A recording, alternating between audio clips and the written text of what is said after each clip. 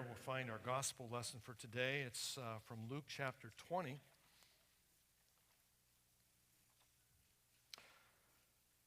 And there Luke writes that some of the Sadducees who say there is no resurrection came to Jesus with a question.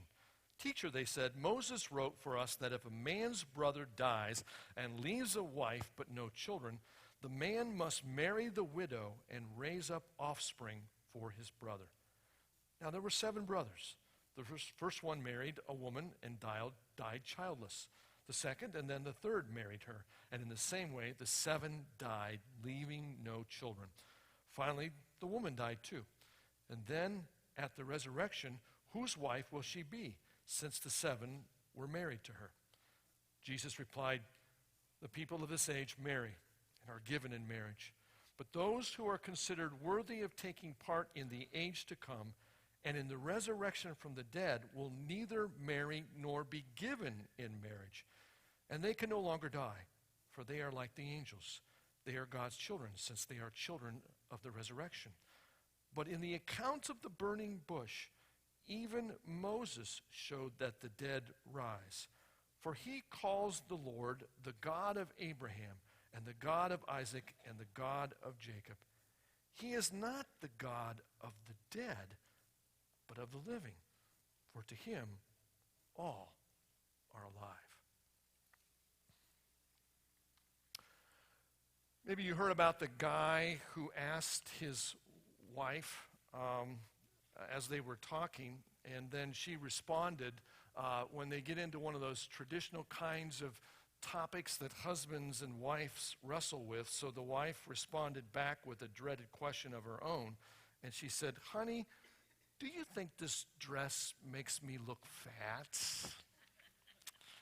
So it seems he was up to the challenge because quick as a whistle, he shot back, do you think I look stupid in this shirt? Guys, it ain't easy navigating through marriage these days. Marriage is difficult. It seems that one woman was able to dig a nugget of humor out of a painful situation. She said, my divorce was extra messy. You see, there was a child involved. My husband. I thought I'd at least get an amen out of some of you ladies, for that. One woman says, that her husband decided that he was going to go back to school when they were in the midst of all of the throes of raising up their brood of 7 kids. So needless to say, money was sort of tight. So at a friend's wedding, their 4-year-old daughter is with them, and she's sitting next to her mom when the preacher asked, do you take this man for better or worse, for richer or poor, in sickness and health? And the daughter leans over to her mom and she whispers, Mommy, you chose poor, didn't you? Yeah, it ain't easy being married these days. In our gospel lesson for today, a group of religious leaders called the Sadducees, they pose an interesting question to Jesus about marriage. You see, it's sort of like Jerry Falwell, if you remember him back in the 80s with his whole moral majority. The Sadducees were the religious conservatives of Jesus' day. And as a result, they pretty much accepted only what was written in the Torah. It was also called the Pentateuch. It would be our first 5 books of the Bible. And you see, for the Sadducees, the Torah was regarded sort of like some political conservatives today regard the U.S. Constitution. Now, there's a hot potato political football that we could toss around on this 2 days before the election, but let's not go there today. But for the Sadducees, sort of like for today's political conservatives who say, if it's not in the Constitution, it won't fly. For them, it was, if it's not in the first 5 books of the Bible, in the Pentateuch, then it ain't crucial to the faith. For instance, the Torah or the Pentateuch says absolutely nothing about eternal life or resurrection. It says nothing about immortality. And so therefore, according to the Sadducees, such things shouldn't be taught as part of our faith. As a result, neither did they believe in things like heaven or hell. Which means if you and I would have continued to have practiced the faith of the Sadducees clear up till today, then we wouldn't be here today celebrating a day like All Saints Sunday. Because after all, why celebrate All Saints Day if there is no resurrection, if there is no heaven, right? So you see, because the faith was restricted to such a small number of books for the Sadducees, they didn't have the benefit. Say, for instance, a great Old Testament passage like we could read from the book of Job, which contains this witness.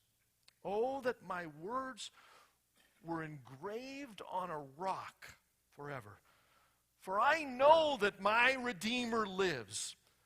In the end, that he will stand upon this earth. And even after my flesh and my skin has been destroyed, yet in my flesh I will see God. I myself will see him. And think about that. Wow, what an amazing Old Testament prophecy about Jesus and the resurrection centuries before Jesus even appeared on this earth. And yet, according to the Sadducees, folks, there was no such thing as life beyond the grave. So the question that they posed to Jesus is very surprising because, again, let's hear how today's passage opens up. Some of the Sadducees who say there is no resurrection came to Jesus with a question. Teacher, they said, Moses wrote for us that if a man's brother dies and leaves a wife but no children, then the man must marry the widow and have children for his brother. Now there were 7 brothers. First one married a woman and died childless. The second and then the third married her, and so on, clear up until all 7 died, leaving no children. Finally, the woman died too.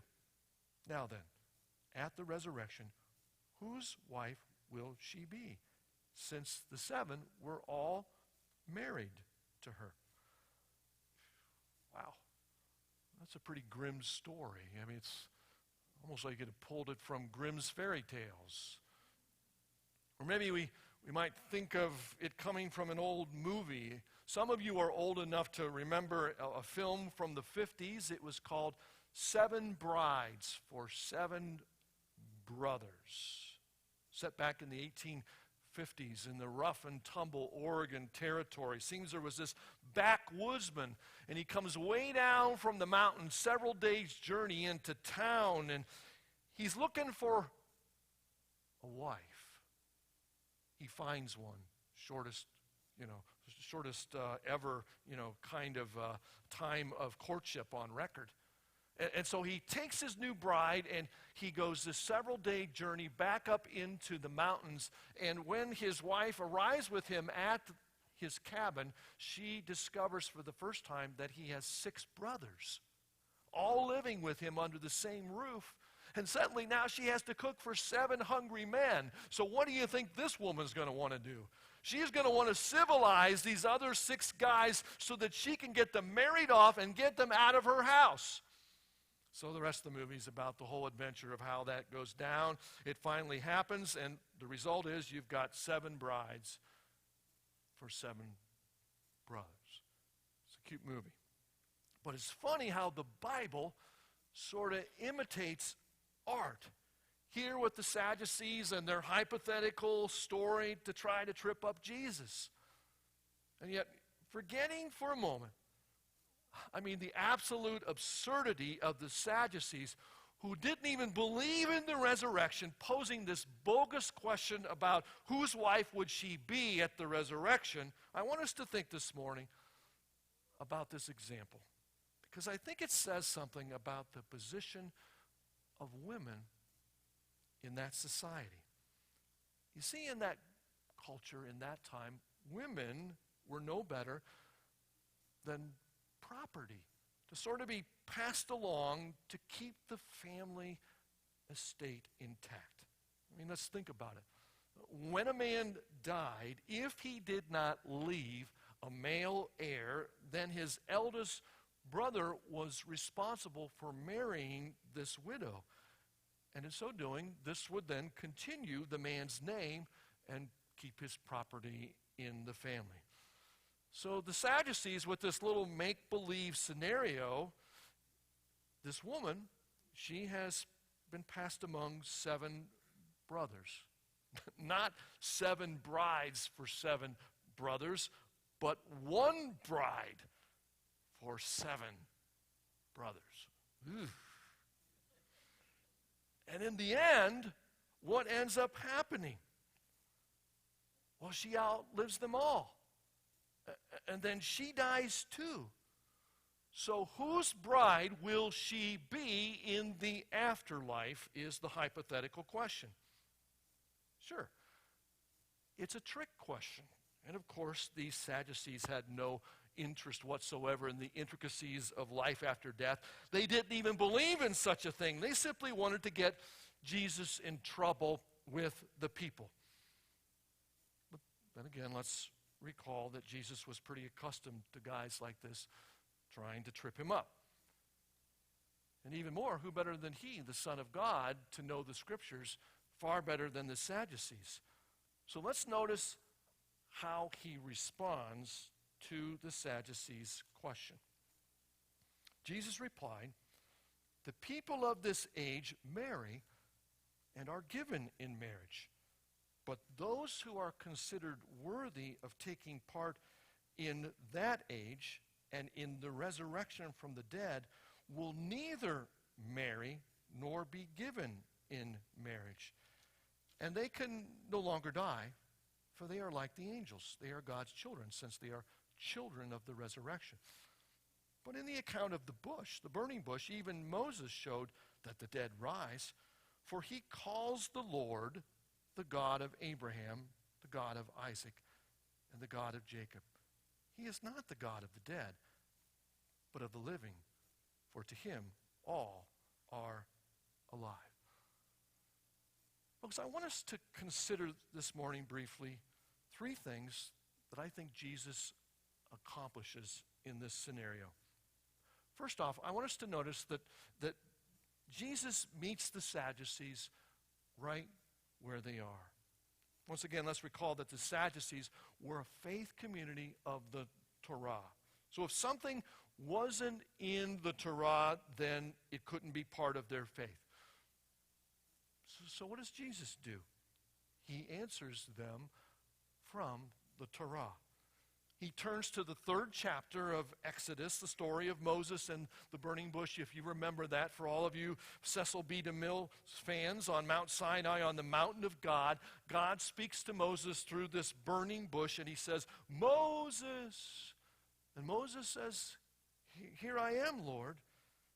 And as God introduces himself to Moses, he says, "I am the God of your fathers, the God of Abraham and Isaac and Jacob."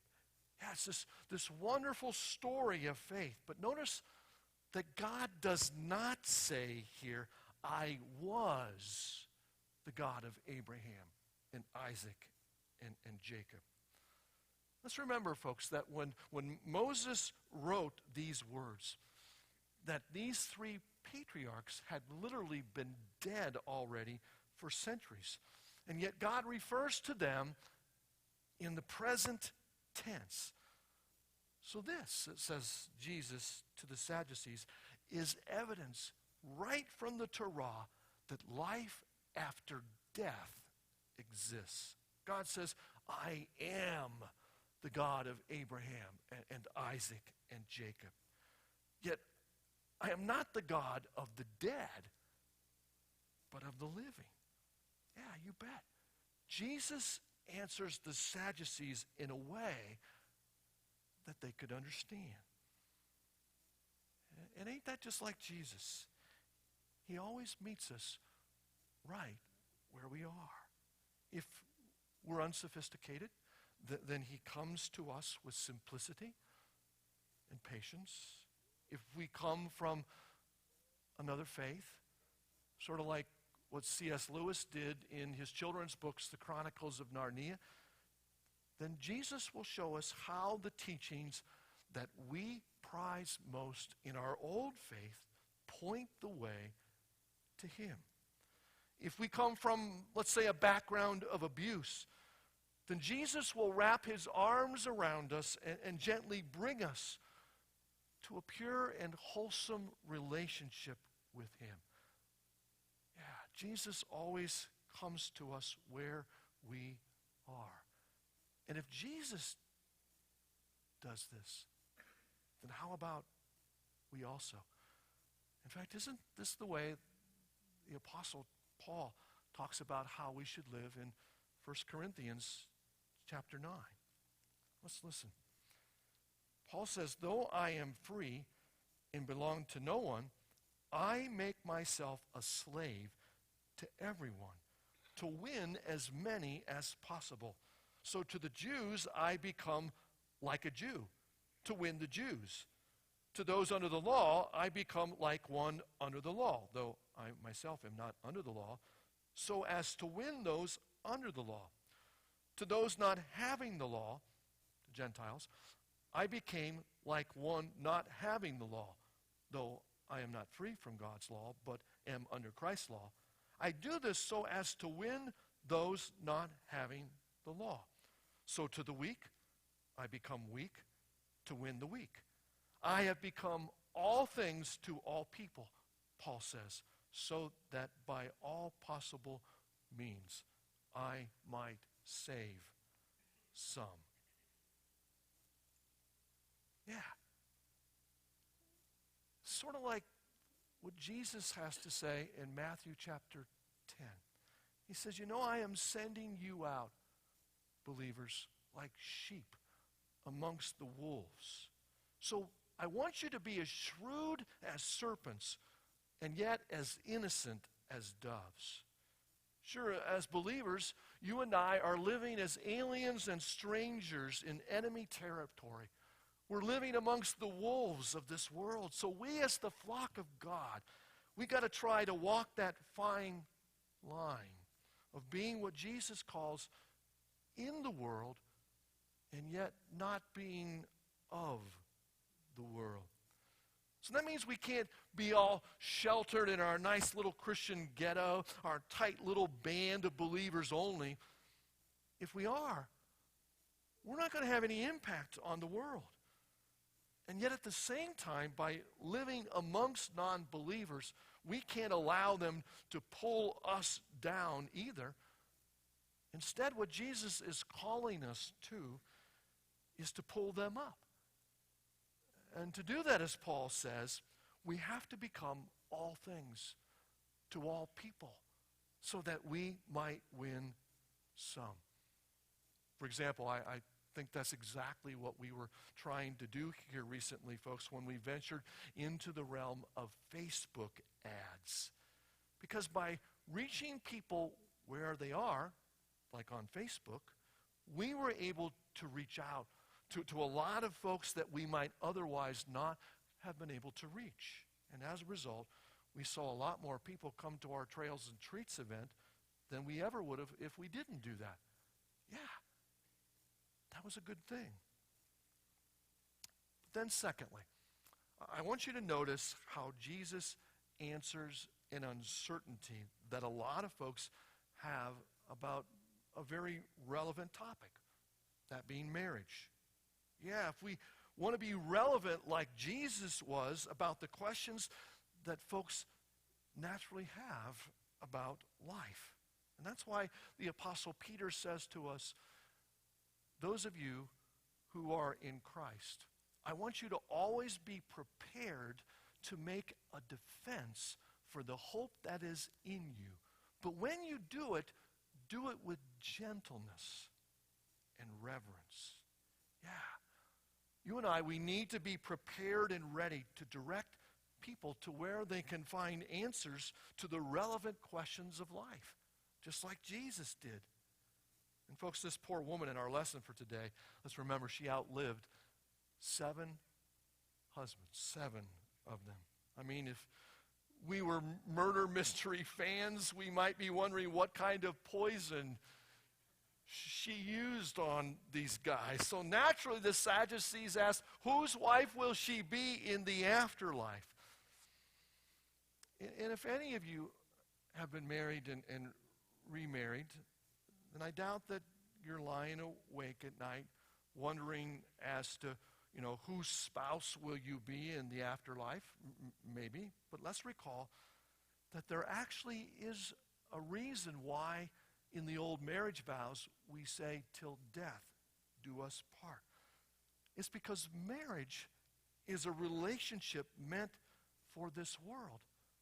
And that's why marriage in this world's context was primarily understood as a physical relationship.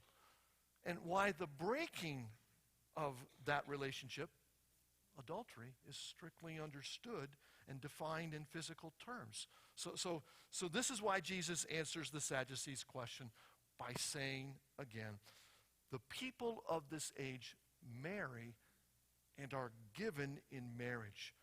But those who are considered worthy of taking part in the age to come and in the resurrection from the dead, in other words, heaven, that they will neither marry nor be given in marriage. You see, Jesus knows what the prophet Malachi has to say in the last book of the Old Testament concerning the purpose of the earthly construct of marriage. What does God say through the prophet Malachi? Well, let's listen. Has not the Lord made them one in flesh and spirit? They are his. And why one? In other words, why marriage? Because he was seeking godly offspring. There's the answer to the question of what is the purpose of marriage. It's to raise up godly offspring on this earth. In other words, if we as God's people are not successfully passing the baton of faith on to our children from generation to generation and thus producing new generations of saints, then how can God's kingdom purposes be practically accomplished in this world? Yeah, we're all just one generation away from extinction, Christians. So God made the construct of earthly marriage to accomplish his heavenly plans. Well, this brings up another natural question as we deal with this whole subject. Because, without sort of getting morbid here, let's face it, folks, all of us who are married, 50% of us will one day physically outlive our spouse. And so obviously the question arises, can I marry again? Would that be a betrayal? And yeah, it's an emotional question. In fact, for those of you who have dealt with this question, you may have already discovered that it's actually more emotional for your families than it is for you. And yet the biblically relevant answer to this question is, by all means, remarry. If that's where your heart leads you, marriage is only for this world. Your beloved former spouse is hopefully now with God in a place that knows no marriage, but only pure, unadulterated love, where the Bible tells us that Jesus will be the bridegroom, and we as the church, we will be his bride. And if those words are sort of upsetting for you, let me say this. I think there will be a very real sense that the earthly relationships that we now share together, including husband and wife, those closest of relationships, will still be close when we get to heaven. But when we stand before the throne of God, all of these earthly relationships will somehow be redefined. When we stand in the presence of a holy God, the things that were necessary here on earth maybe won't be so necessary in heaven. And Folks, that brings us to Jesus' most important teaching of all, because I think he answers unequivocally life's most pressing question, and that is, will there be life beyond the grave? You know, one of my all-time favorite stories when we think about saints, and this is a guy that maybe you don't normally think of as a saint, but let's think of Sir Winston Churchill, former Prime Minister of England. This guy single-handedly rallied the British people. In the darkest days of World War II, Hitler's armies are poised to cross the English Channel, and yet by the power of his words, he gives courage to an entire country. And you think that this would be a guy as powerful and intelligent as he was, that he would have better things to do than to believe in something that he could never see. Yeah, that Churchill could have chosen to be a Sadducee, that he would not believe in the resurrection. And yet it seems that before he died, that he planned his own funeral at St. Paul's Cathedral there in London. The service, it said, was magnificent in every detail, and at its closing, an unseen bugler hidden in the great dome up there of the cathedral began to play taps, that traditional melody signaling the end of the day or the death of a soldier. But then, as that mournful note began to fade away, another bugler on the opposite side of the dome began to play reveille, signaling the coming of a new day. It's time to get up. It's time to get up. It's time to get up in the morning. Yeah. This was Sir Winston Churchill's way of saying that though he was dead, he expected to get up on the day of resurrection. And friends, I ask you, do you have that same expectation on this All Saints' Day? This is Jesus' most important teaching, that God is not the God of the dead, but of the living. And as we found out today, yeah, relationships in heaven are likely going to change. But to the Sadducees of this world, we can proclaim in this life, through the power of resurrection living, that there is a life to come.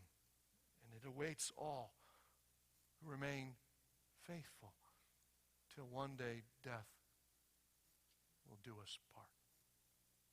And all of God's people said together,